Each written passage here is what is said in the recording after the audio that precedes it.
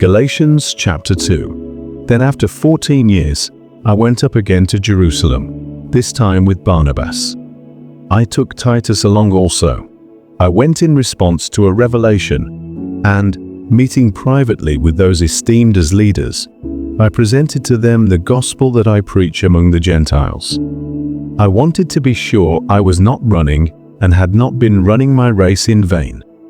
Yet not even Titus, who was with me, was compelled to be circumcised, even though he was a Greek.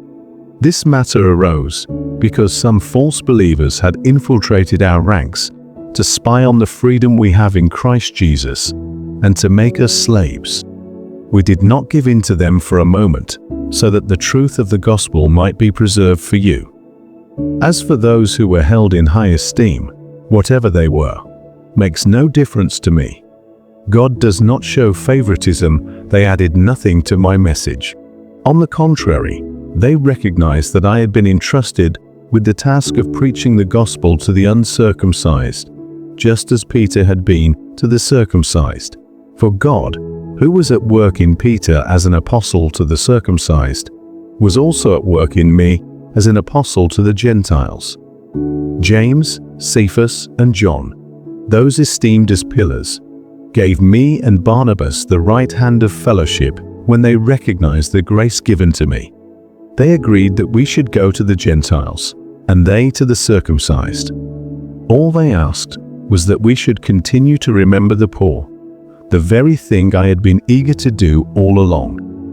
When Cephas came to Antioch, I opposed him to his face, because he stood condemned. For before certain men came from James, he used to eat with the Gentiles. But when they arrived, he began to draw back and separate himself from the Gentiles, because he was afraid of those who belonged to the circumcision group. The other Jews joined him in his hypocrisy, so that by their hypocrisy, even Barnabas was led astray. When I saw that they were not acting in line with the truth of the gospel, I said to Cephas in front of them all, "You are a Jew, yet you live like a Gentile and not like a Jew. How is it then that you force Gentiles to follow Jewish customs? We who are Jews by birth and not sinful Gentiles know that a person is not justified by the works of the law, but by faith in Jesus Christ.